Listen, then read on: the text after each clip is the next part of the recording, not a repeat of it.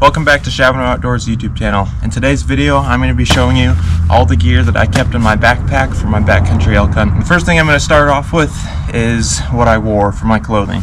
So, number one is going to be my socks. These are Darn Tough socks. They're made in Vermont in the United States, and they have a lifetime warranty that come with them. They're made out of, I think it's like 90% merino wool, 10% spandex. So I completely switched over to these even for my everyday socks. I'm wearing some now. Ever since I started wearing these, my feet really don't stink anymore. I just wore these with some good boots, and my feet were warm even on the morning that it was 5 degrees outside. And they come with a lifetime warranty, so if you ever get a hole or wear a hole in them, you can send them back to the company and they'll send you a new pair completely free. So the next piece of gear for my clothing is going to be my shoes. And for the past few seasons of hunting, my feet were always cold. That was the one flaw, and I could never figure out why. I've always had really thick wool socks, and I always had insulated boots, but I figured out that it was because my feet were actually too warm. They were starting to sweat, and it was because of the sweat, and then the cold would cause that to freeze, and that's why my feet were getting cold. So this year I went with an uninsulated waterproof boot, and then the Darn Tough socks, and my feet were warm the entire time. So these are the Ultra Lone Peak all weather, and they're super light. The tread and traction were amazing, and hiking in the snow, my feet never got wet, and they stayed warm and dry the entire time.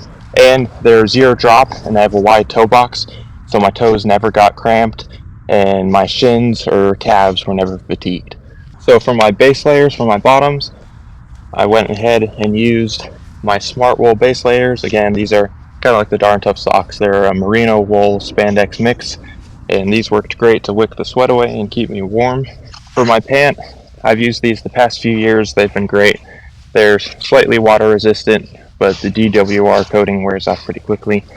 But they are the Wrangler all-terrain pant, and they're insulated on the inside, so they're lined with fleece, so they're super warm. These mixed with the wool base layers kept me plenty warm. And then on the outside of my pants, I wore the KUIU Katana Storm Shell, and this is completely waterproof, so it kept all the snow off of it, kept it super warm and windproof. It's made of, it's like their version of a Gore-Tex, so super light, super comfortable. You could sit in the snow in these, didn't get cold at all, so these were great. For my top layer, I wore what I'm wearing now. I would just have a synthetic kind of sport tech shirt underneath, and then over that I wore my KUIU. This is their, I'll put it on the side of the video, but I believe it's the Pro Merino base layer, and then it's got a small hood on it, which is nice as well. So I could put this on and then put just a baseball cap over it, which was nice, and it kept my ears warm without overheating my head. And then on top of this, I wore, let's see what this one is. This is also the Pro Merino, but on the outside it is synthetic material on the outside, and then merino on the inside, so it's a little bit thicker to go over the thinner layer, so it's more like a mid-weight. And then for my insulation, you can see it hanging over on the side there. It's the KUIU Super Down LT, so it's a super light. I believe it's 850 fill power down. The whole jacket only weighs 8 ounces, but it was super warm when we weren't moving. If we did just start barely walking at all, I would start sweating like crazy. So super warm and nice. I loved it. And then to go on the outside of all of that for my top layer to match with my pants is my rain jacket. It's also the KUIU Katana Storm Shell, and this was super great. Sometimes I would just wear this over this base layer if we were moving, just to keep the wind off, and that was plenty warm and kept me dry. So for my backpack, this is the Mystery of Branch Metcalf 65. This is the newer version that I believe they released in the spring of 2024. So it's a fairly new pack, so I'm glad I didn't get it a couple years ago when I wanted to. But and then on the front of it, I got it the Stick It Plus in Blaze Orange, because when you're hunting elk in rifle season, you have to wear Blaze Orange so other hunters can see you, just for your own protection. and I believe you can actually get fined if you're not wearing your orange. So I did that. So I'm going to start on the outside of the pack, and then so like I said, on the outside I have this orange blaze here, but it's also an extra pocket. So on the inside there, I kept this other blue bag. Blue stands for water. So inside of that, I kept my water filter. And for water storage, it's the Hydro Pack 2-liter Seeker. And it fits, it's nice and compact, as you can see, super lightweight. And it's just like a silicone kind of type water bladder that you can store water in. And then for the filter, this is the Katadyn Be Free. It's super cheap, and I think the filter lasts forever as long as you can just keep rinsing it out and back flushing it. So this will go right onto the bag and tighten that down, and then you can hang this up and gravity will pull it through, or you can go ahead and roll the bag up and push it through and it'll filter faster. So that lives in there, and then along with that I kept some Element electrolyte packs in there, just some extra.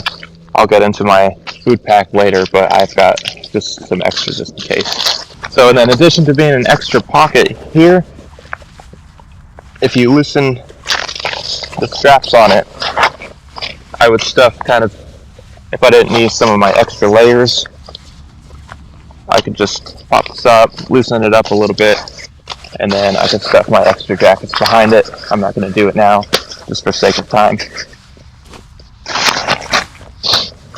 So moving on to the side pocket here, kind of hidden away down here, I keep my fuel bottle for my MSR Whisperlite stove. I just keep that on the outside because it's the easiest place to store it, so it's not jiggling around on the inside and risking leaking everywhere. And then next to that, I have a 48-ounce Nalgene bottle, so I would keep this full, and then on the other side, I have a second one. So when you're in altitude and cold weather, you don't think you're getting dehydrated as much as you are, so you need a lot of water. Even I'd probably go through 2 of these just in the morning until lunchtime. So you go through a lot of water, and even then, one day I got super dehydrated and wasn't feeling great. So these, and then I'd fill one up with 2 packs of Element for the day, and that would keep me nice and hydrated. So next I'm going to move into the lid of the pack, and what I love about this pack, or the lid here, is it actually completely unclips from the rest of the pack itself. So if you just wanted to go lighter and just carry the pack without the lid, you can, but this lid has nice 2 compartments to keep me organized. So in the front one here was kind of some, I guess you could call it emergency. So the first thing on the top is some boost oxygen when you're in high altitude. This stuff can really help recover after the top of a hike.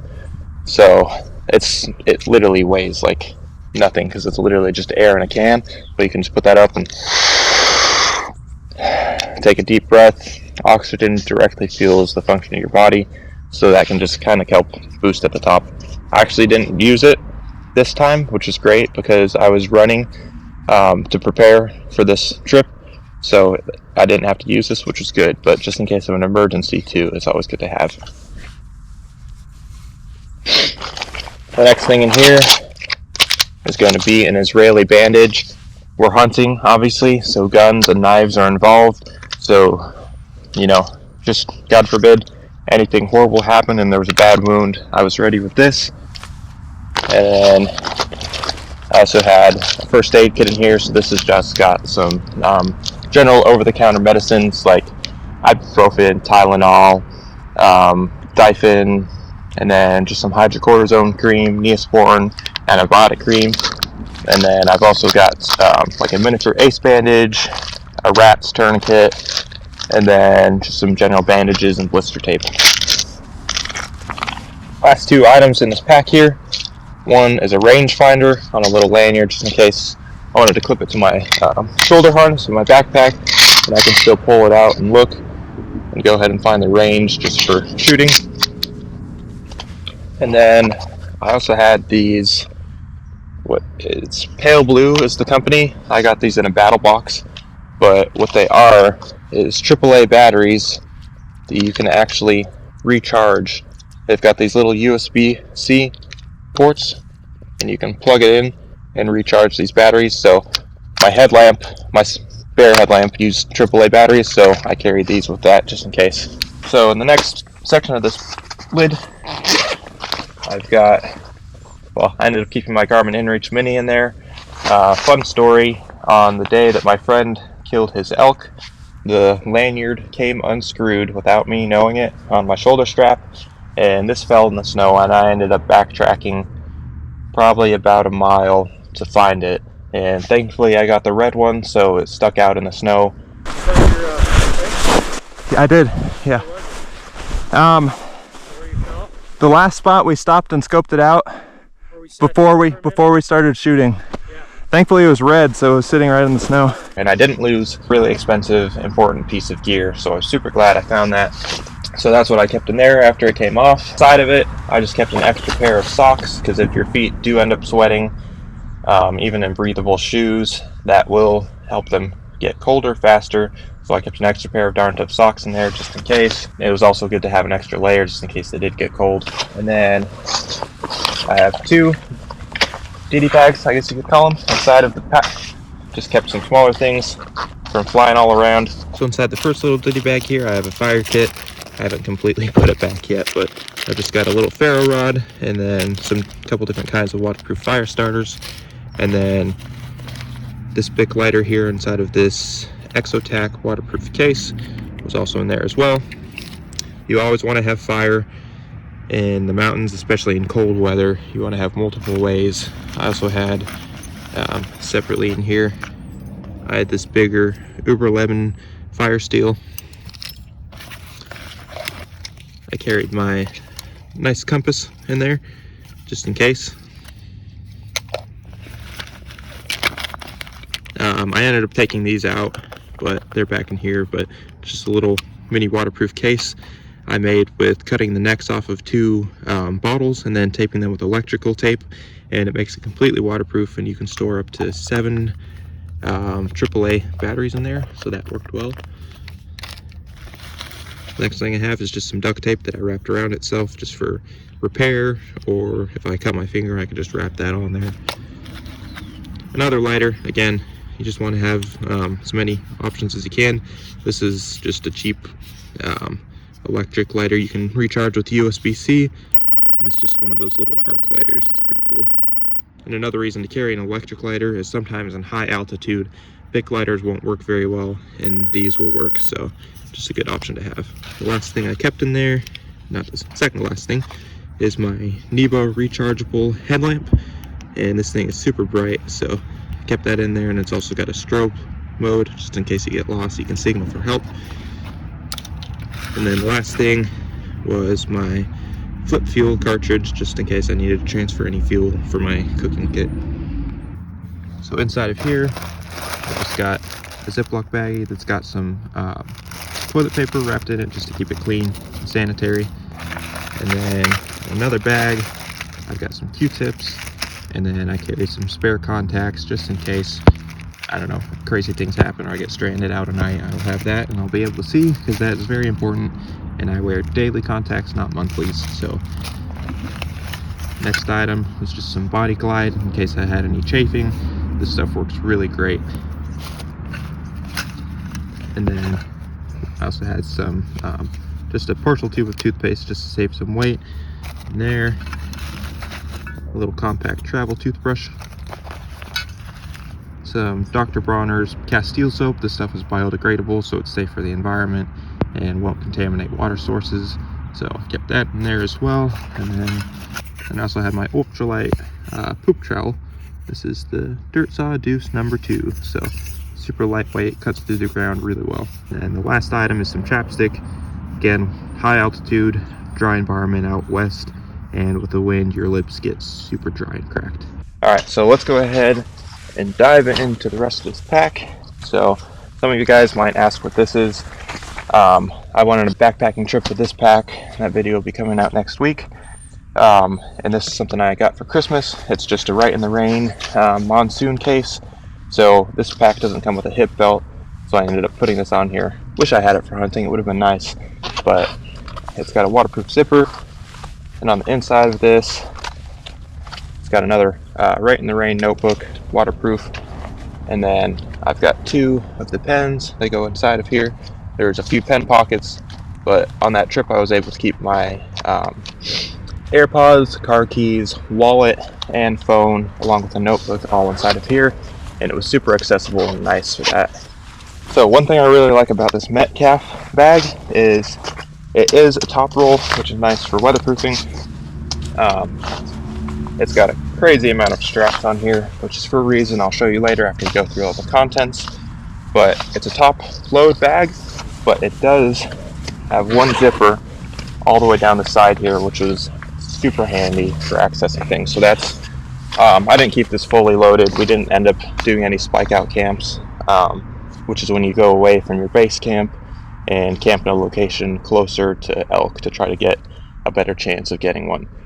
We didn't do that, so I didn't have to load this all the way up, so I kept it kind of compact. But first thing right in here, I would keep my puffy jacket. When we were hiking, I would just stuff in here, and then other layers, an extra hat, gloves, things like that. But the first thing I got is this Mystery Ranch set of, I think it's the Mission packing cubes. I was sick and tired of having unorganized packs, so I got those other Diddy bags and then this, and I was super organized. I knew exactly where everything was. But in the smallest one inside, I kept kind of my filming and electronic stuff. So inside of this other pack inside, I have all my charging cords, and then I would have my fully charged GoPro batteries here, and then when those would die, I would move them to this middle section. So those were the dead batteries that I charged back at camp later that day. I forgot to put it in here, but I also had an Anker 20,000 milliamp hour power bank that stayed in here as well. Inside I also had my GoPro chest mount, and then the GoPro head mount as well, which I ended up using for most of the trip. So the next Mystery Ranch packing cube that I kept in here is going to be the medium one, and this is all of my cooking and food stuff.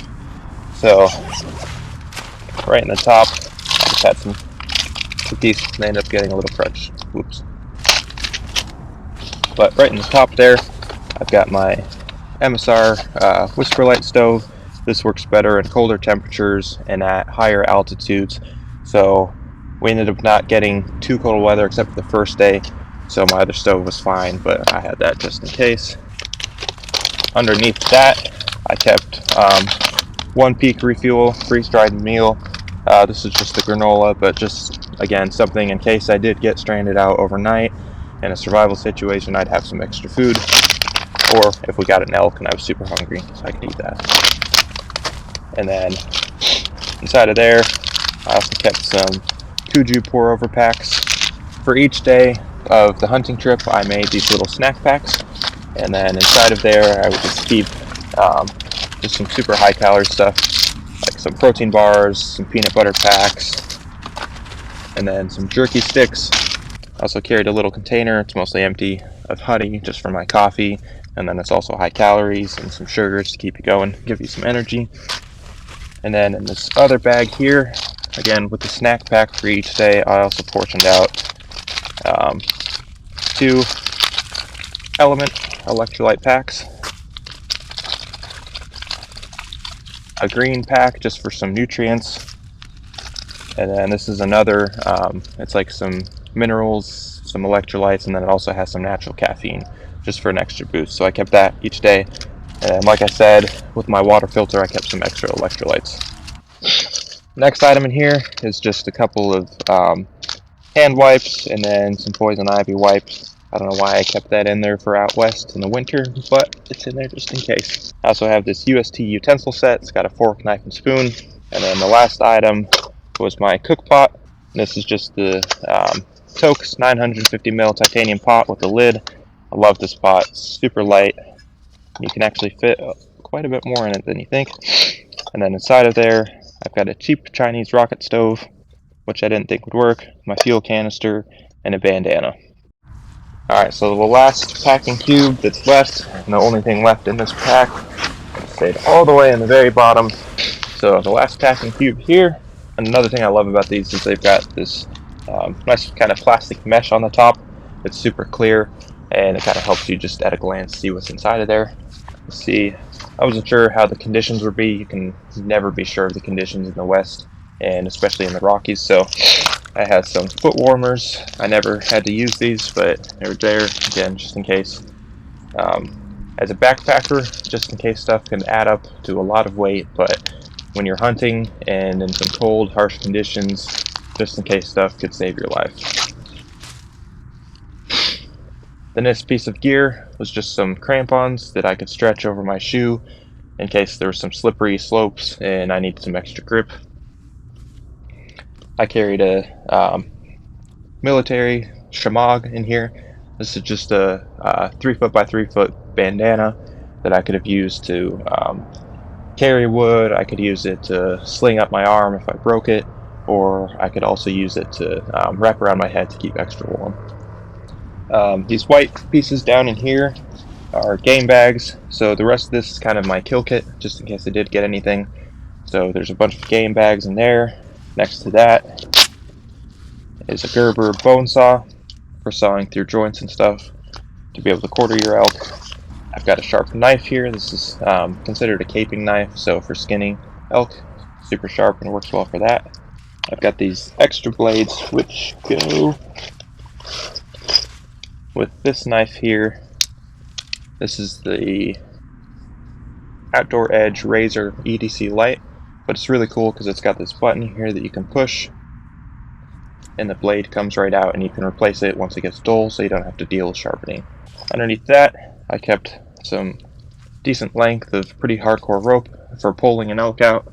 Carried a few zip ties in there as well, so this you can use to zip tie your carcass tag after you kill onto the animal, and then it can also be used for if you tear your pack, you can kind of zip the tear shut just to kind of help. I also carried some weather paracord in there. You can never have enough rope. It's super lightweight as well. I have a carabiner for pulling, small knife sharpener just to tune it up, a couple pens to fill out your carcass tag. I had my notebook in there because I did not have that other piece of equipment at the time, so I had another Right in the Rain notebook in there. Extra fire starters, and then a survival sleeping bag. This is a bivy, so it's just a piece of reflective mylar. It's completely windproof and waterproof, and it retains 90% of your body heat. So if I did get stuck out overnight, I could get inside of that with a makeshift shelter and probably survive. So the last thing I want to talk about is the really cool feature about this Metcalf pack. So if you go ahead in the back here with the load lifters, one thing that's really cool is these load lifters have 5 adjustable heights. So depending on your torso length, you can adjust that. Along with the yoke here, you just pull the Velcro up, you can break the Velcro and adjust the yoke up or down. That's the awesome thing about these Mystery Ranch backpacks. But the really cool feature is if you unclip this strap here, we got to make sure your side clips are unbuckled too, but you can pull the pack off the frame, and this separates here. Again, unbuckle everything. You can loosen this up. Undo these other buckles. So what this does is separates the frame from the pack, and if you kill something, you can actually stick your elk, deer, bear, whatever, you can stick a couple quarters down in here, and then that's why these straps are extra long, so you can bring those around the side and just tighten that all up, and then you can go ahead and pack your animal out. Thank you guys for watching this video. I hope you enjoyed my gear list of what I take with me on backcountry elk hunt out west. All the links for the gear I'll put down in the description. It might take a couple days after uploading, but if I can, I'll put them out when I upload this. If you like this video, please like and subscribe and share it with others. And until next time, stay in the wild.